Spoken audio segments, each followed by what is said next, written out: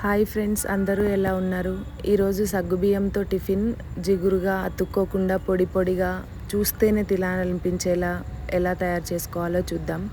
సగ్గుబియ్యంలో protein, magnesium, calcium, vitamins, potassium ఇలా ఎన్నో రకాల విటమిన్స్ ఉంటాయి. మనం ఇప్పుడు ఆనియన్, ఆలు, క్యారెట్, పచ్చిమిర్చి తీసుకుందాం.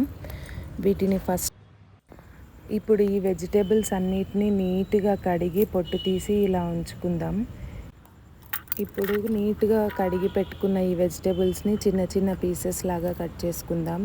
ఆనియన్ సన్నగా తరిగినవి, పచ్చిమిర్చి చీలికలు, క్యారెట్ కూడా చిన్న క్యూబ్స్ లాగా చేసుకున్నాను. ఆలు కూడా అంతే సైజులో చిన్న చిన్న క్యూబ్స్ లాగా చేసుకున్నాను. ఆల్మోస్ట్ అన్ని వెజిటేబుల్స్ అన్నీ ఒకే డైమెన్షన్లో ఉన్నాయి. దీంట్లోకి మనం పుదీనా, కరివేపాకు, కొత్తిమీర కూడా వేసుకుందాం. ఇవి మూడు ఆరోగ్యానికి చాలా మేలుని చేస్తాయి. ఇప్పుడు మనం స్టవ్ మీద బాండి పెట్టి అందులో 1 టేబుల్ స్పూన్, ఇంకొక 1/2 టేబుల్ స్పూన్ ఆయిల్, అంటే మొత్తం 1.5 టేబుల్ స్పూన్ ఆయిల్ వేసుకుందాం. అందులో పోపు దినుసులైన ఆవాలు 1 స్పూన్,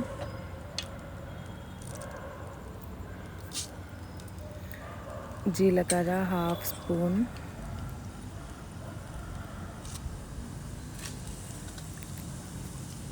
అలాగే శనగపప్పు వేసుకుందాం. ఆవాలు, జీలకర్ర చిటపట అంటూ పైకి పడకుండా ఉండాలి అంటే అవి వేగుతున్న టైంలోనే ఇలా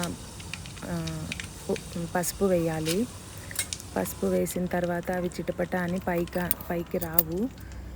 ఇవన్నీ బాగా ఫ్రై అయ్యాక మనం ముందుగా కట్ చేసుకున్న వెజిటేబుల్స్ అన్నీ వేసుకుందాం.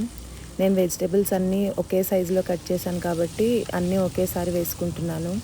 ఆనియన్ ముందు, క్యారెట్ తర్వాత, ఆలు లాస్ట్లో అలా వేయాల్సిన అవసరం ఏమీ లేదు. అన్నీ ఒకేసారి వేసుకోవచ్చు. ఇవన్నీ వేసుకొని బాగా కలుపుకోవాలి. ఇందులోనే కొంచెం టేస్ట్కి సరిపడా సాల్ట్ వేసుకుంటున్నాను. సాల్ట్ ముందే ఎందుకు వేసుకుంటున్నా అంటే వెజిటేబుల్స్ అన్నీ త్వరగా ఉడికిపోతాయి అండ్ సాల్ట్ కూడా అన్ని వెజిటేబుల్స్కి బాగా పడుతుంది. ఇప్పుడు ఇందులో మనం కొత్తిమీర,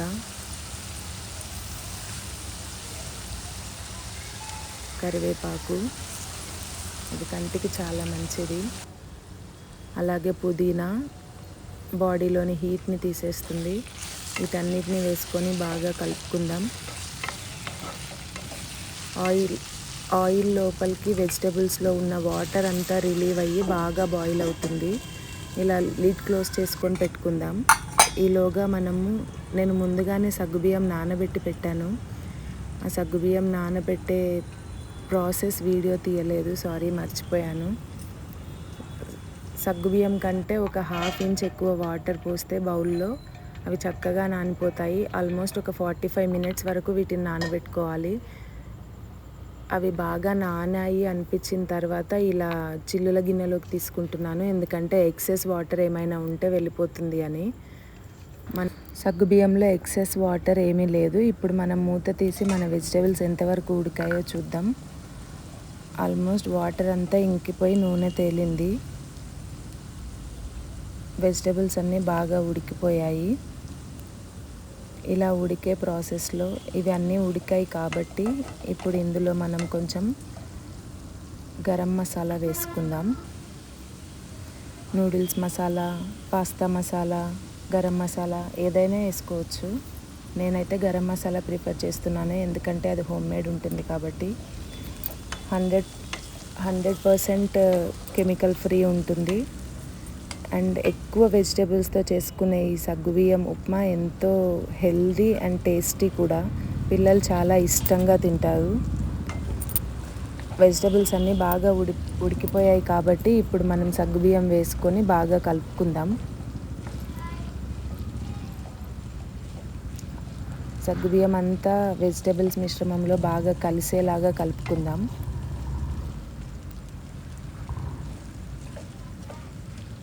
చూడ్డానికి చాలా కలర్ఫుల్గా క్యారెట్ ఆరెంజ్ కలర్, ఆలు ఎల్లో కలర్, ఆనియన్ గ్రీన్ కరివేపాకు ఎంతో కలర్ఫుల్గా కనిపిస్తుంది.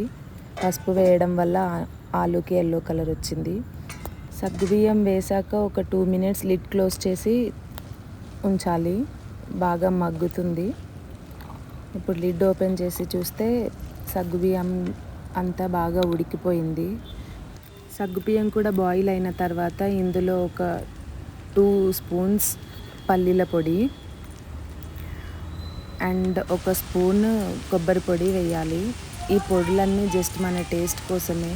అండ్ కొంచెం పల్లీలు కొబ్బరి టేస్ట్ తగులుతూ చాలా బాగుంటుంది నములుతుంటే. ఈ పొడులు వేసుకొని బాగా కలుపుకోవాలి. నేను ఒక చేత్తో కలుపుతూ ఒక చేత్తో వీడియో తీస్తున్నాను, అందుకే హాఫ్ మాత్రమే మీకు కనిపిస్తుంది. ఇదంతా బాగా కలుపుకున్న తర్వాత లిడ్ క్లోజ్ చేసి ఒక 2 మినిట్స్ ఉంచుకుందాం. ఎంతో హెల్దీ టేస్టీ అయిన సగ్గుబియ్యం ఉప్మా రెడీ. సగ్గుబియ్యం చాలా సాఫ్ట్గా కంప్లీట్గా కుక్ అయింది. క్యారెట్ కూడా బాగా కుక్ అయింది. ఆలు కూడా జస్ట్ ఇలా ప్రెస్ చేస్తేనే మెత్తగా అయింది. ఇంత మంచిగా కుక్ అయిన ఫుడ్ చిన్నపిల్లలతో సహా ఎవరికైనా పెట్టచ్చు. ఆఫ్టర్ 6 months బేబీస్కి కూడా పెట్టచ్చు. చాలా హెల్దీ టేస్టీ సగ్గుబియ్యం upma ready. Thank you for watching.